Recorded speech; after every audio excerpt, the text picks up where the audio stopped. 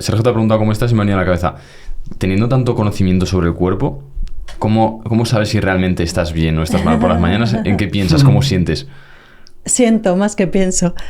Pues creo que me ayuda mucho una parte de mi rutina matinal, que es, aparte de limpiarme la boca, mirar al sol, respirar, hacer un momento de respiración consciente, una meditación y un poquito de alineamiento del cuerpo, unos estiramientos muy sencillos. Y a mí eso como que ya me resetea y ahí me da información. Y ya, por un lado, me preparo para el día y por otro soy consciente de cómo estoy para el día. Es muy interesante esto porque el cuerpo... O sea, hasta que no hemos hecho muchos podcasts con expertos, no nos hemos dado cuenta de que el cuerpo te habla y te dice, estás estresado, te dice, estás preocupado por algo, te dice, estás muy feliz y muy a gusto en este campo. Sí. Vamos a intentar aterrizar un poco más para que la gente entienda por qué el cuerpo habla y cómo habla este cuerpo. Habla sin parar. A mí es algo que me encanta. Le doy mucho valor al componente emocional en la enfermedad y en la salud. Y creo que el cuerpo nos habla en código de síntomas y signos, en malestares o en alteraciones que podemos ver a simple vista o con técnicas médicas, porque necesita coherencia. He descubierto a lo largo de muchos años de trabajo y estudio que cuando nos falta coherencia en nuestra vida, lo manifiesta el cuerpo, el ser, la persona, en forma de enfermedad, porque si no, no hacemos caso. Y entonces nos duele algo en el cuerpo porque hay algo que nos está doliendo en otro plano. De hecho, es muy bonito ver cómo en el cerebro se activan los centros del dolor físico cuando tenemos un dolor emocional. Y cuando pensamos en ese dolor emocional, una tristeza, una pérdida, una preocupación, una angustia, una herida del alma, se están activando, y esto se puede ver con técnicas de imagen, áreas del dolor físico en el cerebro. Madre mía. O se afecta la movilidad de una articulación, algo nos está diciendo que quizá tenemos que mirar si estamos yendo muy rápido o no es el camino que queremos seguir, necesitamos parar. Hay montones de síntomas que están hablando de lo que nos sucede, y si empezamos a hacer esa lectura, he ido aprendiendo con los años que podemos obtener una enseñanza muy útil y luego poner herramientas para ayudar a un plano más profundo que solo el cuerpo. Isabel, qué curioso es, gente que conocemos, que empiezan pues, conociendo su cuerpo, la salud, poco a poco van todos derivando a lo espiritual y como que de primeras no tiene relación, parece que son mundos diferentes. ¿Cómo fue tu camino para relacionar lo espiritual con el dolor físico y cosas corporales? Yo creo que siempre ha estado ahí y lo que he hecho ha sido quitar capas y dejar de desoírme a mí misma.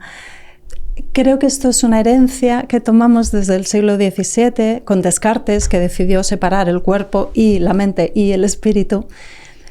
Pero creo que el fallo no fue suyo, sino nuestro de interpretación, porque él decía que para entender la naturaleza, y la naturaleza humana en particular, que es muy compleja, lo más práctico era separarla en sus partes, estudiarlas y luego unirlas. Se nos olvidó este final de la frase de unirlas para entonces comprender el conjunto de lo que somos. Claro. Y aparte, una noción más, que es que la suma de las partes no es igual al todo, el todo es mucho más.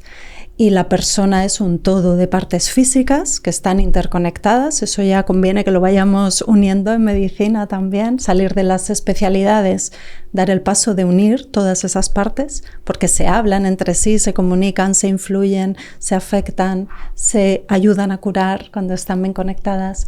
Y luego esas otras partes de la persona, lo afectivo, lo emocional, lo social y lo espiritual, es parte de nosotros. El ser humano tiene esas dimensiones.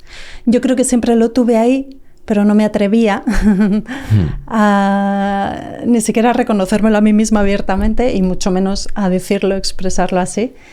Y poco a poco, con los años, con los aprendizajes, con acompañar a muchas personas, con experiencias vitales que no han sido fáciles, he ido escuchando y viendo y abriendo ese hueco, y no tengo duda.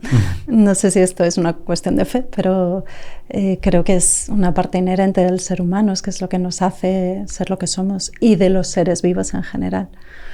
Wow, cuando hablamos de estos temas, al final yo creo que hay una especie de columna vertebral de que une el cuerpo, tú, Isabel, con el resto del mundo, y es un poco luego los actos que tú haces con el mundo, ¿no? Ese es como el puente entre tu cabeza o tus pensamientos con la realidad. Esos actos que has hecho, esa profesión a la que te has dedicado, si rebobináramos atrás en tu vida, ¿de dónde viene? Porque muchas veces la profesión, hay casos en los que acabas sin darte cuenta, hay veces en las que has tenido una herida muy grande y a partir de ahí has dicho, quiero ayudarme a mí mismo y después ayudar al resto. Cuéntanos tu historia, cuéntanos de dónde viene esa profesión, esa pasión también, ¿no? Sí, es mucha pasión, mucha vocación. Y viene de una vocación de niña. Recuerdo el momento con 13 años en el que dije, yo de mayor quiero ser médico. Antes había querido ser astronauta y ser bombero. Ese es mi currículum de deseos vitales. Y me quedé en el de ser médico porque quería ayudar. Lo que descubrí tiempo después es que en ese afán de ayudar a otros había también mucha herida personal, de un malestar conmigo. Entonces era una manera como de, bueno, voy a compensar, voy a equilibrar esto tan malo que hay aquí con algo bueno hacia afuera. Y hubo un momento en la vida en el que me tocó atenderme, como dices. Y no, es que tengo que cuidar de mí y atenderme bien a mí para luego poder dar a los demás bien y disfrutar con ello y dar lo mejor, y no que sea a mi costa, sino gracias a mí. Y eso ha sido un aprendizaje difícil en mi vida. He tenido que llegar a sufrir un burnout, a romperme, a no poder más para llegar a descubrir eso. Y no, si alguien está a tiempo, que lo haga antes de llegar a tener tanto dolor, ¿no? Que es una pena. Y desde ahí ayudar. Y yo creo que estamos aquí para sacar lo mejor de nosotros. Cada uno tiene algo, la semillita Sergio, la semillita Juan, la semillita Isabel, única, que para eso estamos aquí, cada uno con su individualidad, sus particularidades, sus formas de hacer, no solo el qué, sino el cómo, el para qué, que lo hace mágico. Y abrirnos y atrevernos a ser lo que seamos, atrevernos a pensar como pensemos, a decir lo que nos atrevemos a pensar. Creo que sí, que eso es muy valioso y aporta mucho. ¿Qué aprendizajes te llevas de esa época de burnout que puede sufrir cualquier persona en su trabajo, en su emprendimiento? Tanto aprendizajes espirituales como aprendizajes a nivel de salud. El primero para mí fue crucial y fue darle la vuelta a mi cabeza. Es que yo estaba programada para decir que sí a todo. Me parecía que lo bueno en esta vida era sí a todo. Y claro, con lo lanzada que soy, lo apasionada, lo inquieta, lo curiosa, todo me encanta, pues claro, era sí a todo, claro. Y tira de la cuerda hasta que no puede más. Y ese fue un aprendizaje importantísimo, que a veces no puedo decir que sí a todo. A darme prioridad a mí. Eso me costó un montón y entonces ahí aprendí que es que realmente si yo no estoy bien no puedo dar a otros para que estén bien. Eso fue de lo más difícil y creo que más importante. Y luego ahí, la primera vez que me pasó, porque he tenido dos, la primera fue un gran descubrimiento de la medicina desde otro punto de vista y desde ahí el inicio de una carrera profesional, porque ahí descubrí de verdad a aprender a comer. Yo creía que comía bien y que había ido comiendo bien y tomaba mucha fruta cada día y muy poca carne y muchas harinas, basaba mi dieta en los cereales, la pirámide, yo seguía la pirámide de la alimentación a pies juntillas hasta que no pude más, claro. Mi cuerpo se quebró por muchos sitios, aparte de todo el estrés al que estaba sometido, el ambiente tóxico. Ese primer burnout que yo tuve fue en mis años de patóloga, de la especialidad de anatomía patológica,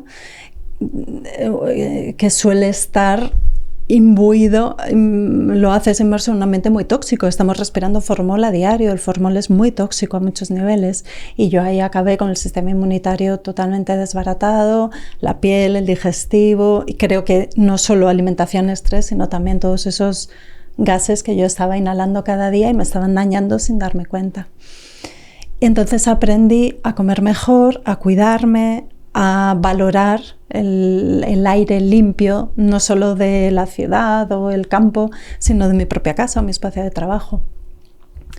Y el poder del entrenamiento. A mí soy física, me gusta moverme y hacer cosas y había ido haciendo, pero no había dado nunca el espacio protagonista al entrenamiento y especialmente al entrenamiento de fuerza. Y ahí empecé a ir al gimnasio, a hacer las cosas de hace ya un montón de años.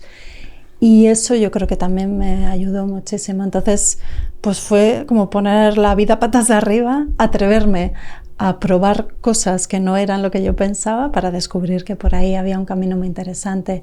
Y entonces eso ya salió de mi esfera personal, pasó a la esfera médico y pensé, eso es que esto como médico hace mucha falta, esto lo tengo que contar, ¿cómo no he sabido esto Qué bueno. en mi carrera o en la especialidad? Yo que encima estaba súper volcada estudiando, cursos, congresos, el doctorado.